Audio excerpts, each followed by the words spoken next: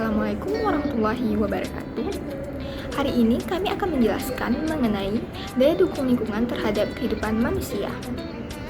Sebelumnya, perkenalkan saya Rahma Amalia dan teman-teman saya Jesma Sawita, Friska Valerina, Nur Kamila, Syarifah Ali Arsyifah, Artia Nantuati Cibro, dan juga M. Firiza Azmar.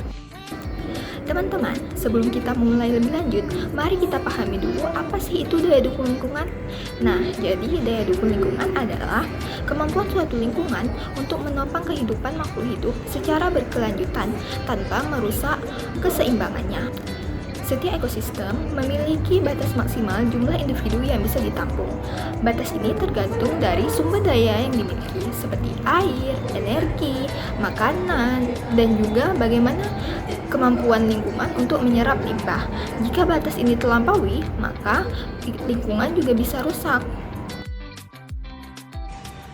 Daya dukung lingkungan terhadap manusia. Daya dukung lingkungan terhadap manusia sangat penting karena dapat menentukan seberapa nyaman dan seberapa banyak manusia dapat tinggal di suatu wilayah. Jika manusia menggunakan sumber daya yang sesuai dengan batas yang sesuai, maka tempat tersebut akan dapat dilestarikan dan nyaman untuk ditempati. Namun, jika sumber daya digunakan dengan tidak tepat, maka akan banyak terjadi kerusakan. Contohnya seperti pencemaran, kerusakan lingkungan, dan penurunan sumber daya dukung terhadap manusia. Dampak positif daya dukung lingkungan menjaga keseimbangan alam. Dengan adanya daya dukung yang baik, ekosistem tetap terjaga dan juga seimbang. Tumbuhan, hewan, dan manusia bisa hidup berdampingan dengan ada tanpa merusak alam. Dan juga mendukung pembangunan yang berkelanjutan. Lingkungan alam tetap terjaga membuat kita bisa terus memanfaatkan sumber daya untuk kebutuhan sekarang tanpa mengorbankan generasi yang akan datang, dan juga meningkatkan kualitas hidup. Jika sumber budaya dikelola dengan baik, masyarakat bisa merasakan manfaatnya langsung seperti udara bersih, air yang cukup, dan juga lingkungan yang sehat. Baik, di sini saya akan menjelaskan dampak negatif dari daya dukung lingkungan. Yang pertama, ada overpopulasi yang menyebabkan eksploitasi berlebihan pada sumber daya alam. Saat jumlah manusia semakin bertambah, maka kebutuhan hidup pun melonjak tajam. Sayangnya, untuk memenuhi kebutuhan ini, manusia seringkali bertindak tanpa batas. Hutan ditebang sampai habis, air laut yang disapu bersih dari ikan, dan tanah yang disedot terus-menerus. Pada akhirnya, alam yang seharusnya menopang kita pun mulai kehabisan daya. Nah, jika terus dibiarkan, maka generasi mendatang mungkin hanya akan mewarisi kerusakan, bukan lagi kekayaan alam. Lalu yang kedua, ada polusi udara, air, dan tanah karena aktivitas manusia yang berlebihan. Polusi hampir setiap hari hadir dalam kehidupan kita. Mulai dari asap kendaraan yang menyesakan, sungai dipenuhi limbah, dan tanah yang tercemar karena sampah plastik. Nah, lingkungan kotor ini tidak hanya merusak keindahan, tapi juga membawa penyakit, meracuni air minum, dan bahkan membuat udara sulit untuk dihirup. Yang ketiga, kerusakan ekosistem, kehilangan habitat, dan bencana lingkungan. Saat alam dipaksa terus-menerus, keseimbangannya pasti akan hancur. Hutan gundul membuat satwa kehilangan rumahnya. Laut yang tercemar membunuh biodata di dalamnya. Dan tanah yang rusak memicu banjir serta longsor. Nah, semua ini menunjukkan bahwasanya alam juga punya batas. Dan ketika batas itu dilanggar, maka manusialah yang menanggung akibatnya. Baik, sini saya akan menjelaskan 5 faktor-faktor yang mengaruhi daya dukung. Yang pertama, ada kesediaan sumber daya alam. Ada air, tanah, dan udara.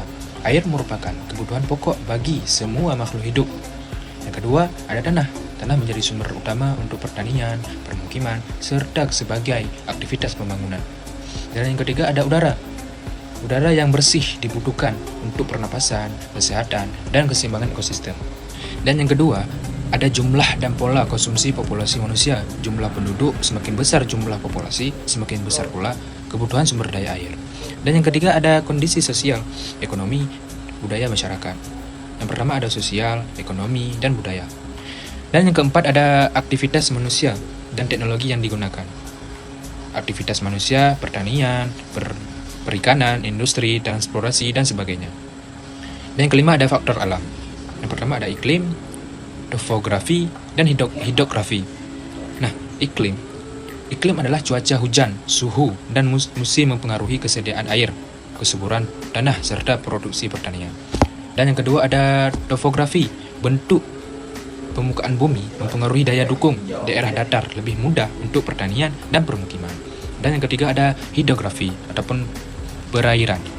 Keberadaan sungai, danau, laut, dan air sangat penting untuk kehidupan. Selanjutnya, solusi berkelanjutan. Yang pertama, ada pengelolaan sumber daya berbasis komunitas dan partisipasi aktif masyarakat. Yang kedua, ada penerapan teknologi ramah lingkungan dan efisiensi sumber daya. Yang ketiga, kebijakan berbasis ekologi dan prinsip kehati-hatian dalam eksploitasi.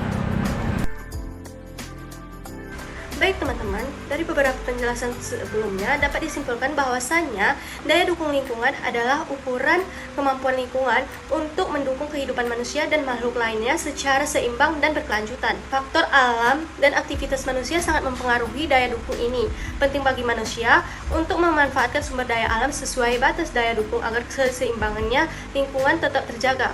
Dampak negatif bisa dikurangi dan kehidupan bisa berkelanjutan dengan baik untuk generasi sekarang dan yang akan datang.